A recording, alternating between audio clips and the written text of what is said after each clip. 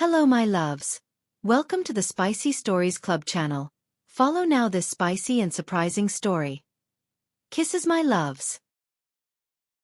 I hope you understand that there is a difference between hunger and the desire to eat. But when the two meet on the same day, at the same moment, something inevitable happens. Something that cannot be contained, something that, even if we try to avoid it, runs through us like a primitive impulse. A need that screams inside our chest. And that is exactly what happened that day. A day that began like any other, but that, little by little, took on a different shape, a rhythm of its own, as if everything around us was designed for that specific moment.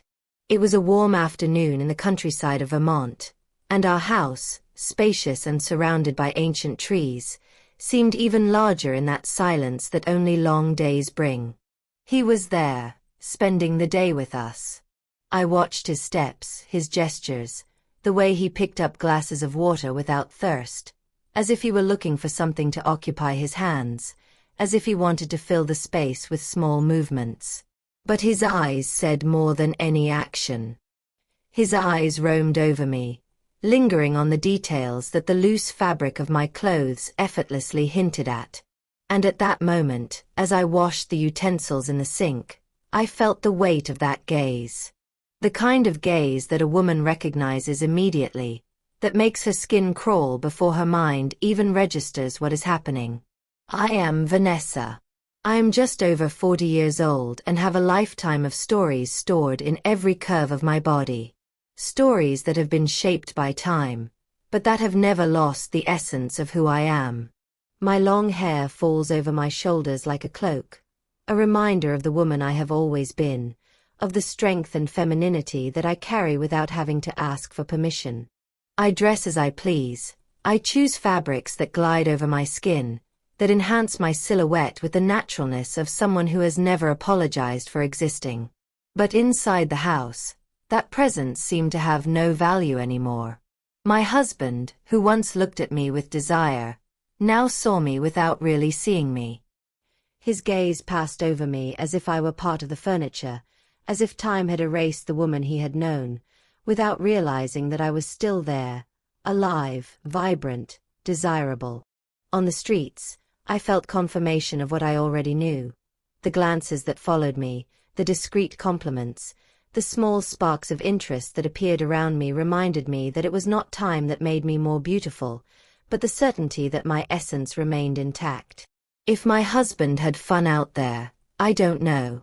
I was never one to go out. I never allowed myself to break the invisible barriers that kept me inside that house, living a routine that no longer made sense to me.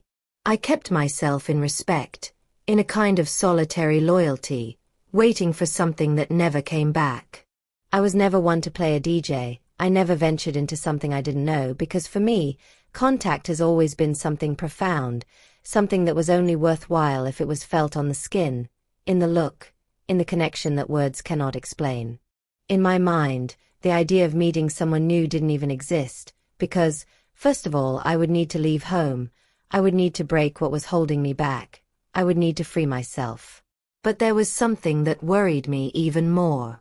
If I gave in to hunger, if I allowed someone to eat me there, in the neighborhood, the risk of being discovered would be great. And that was definitely not a possibility. So, I just felt. I felt the desire pulsing, I felt life calling me back, I felt the universe testing me, reminding me that there was still something inside me that had never stopped existing.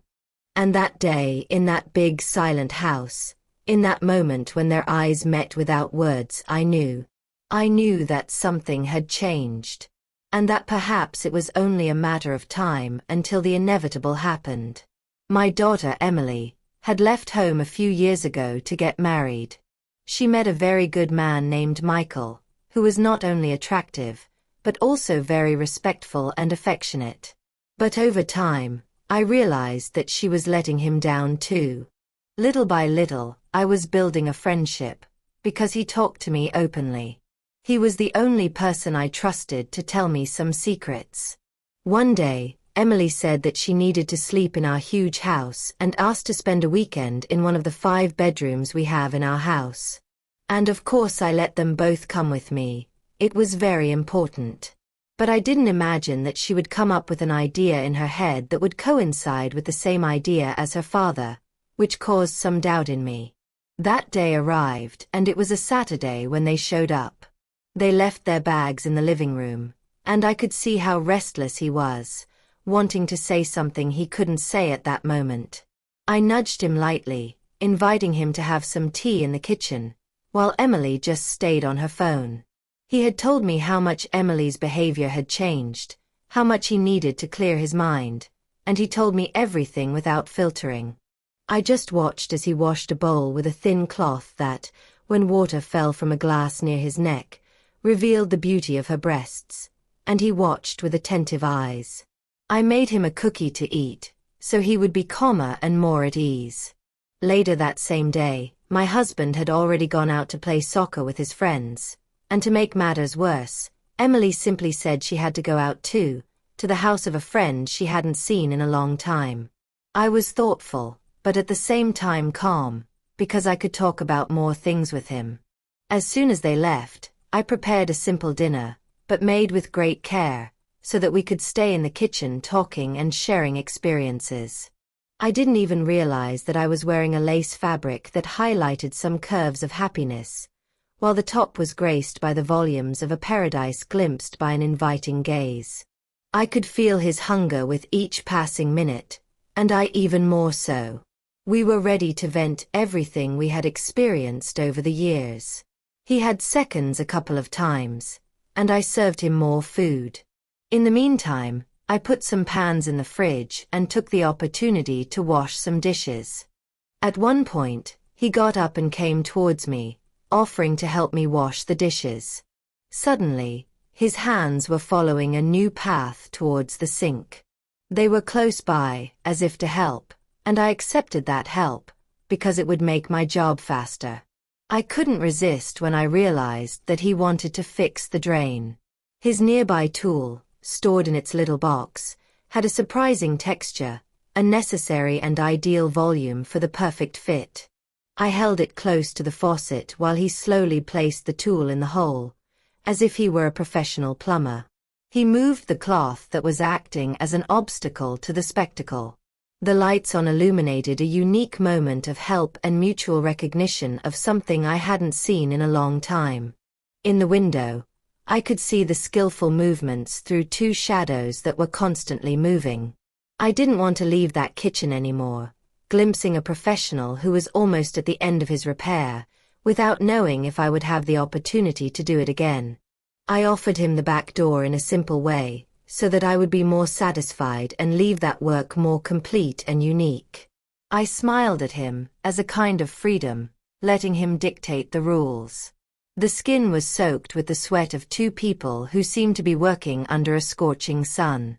Each drop that dripped onto the floor revealed to me his great performance in giving me the best of himself. After the work was finished, I kept inside me every memory of a moment that would never be forgotten. And I learned that the deal comes at a high price. His hunger for my dinner had been established in a moment that we will never forget. Wrong only exists when the objectives are not aligned. I feel like we gave change for the money I had received at home. Did you like this story? Then leave a comment telling us what you thought, and, if you have experienced something similar, share it with us. Don't forget to like, subscribe to the channel and activate the bell so you don't miss any new content. Here, we always bring life stories, reflections and real experiences, all with great sincerity. Thank you for watching until the end and being a part of this journey. See you in the next video.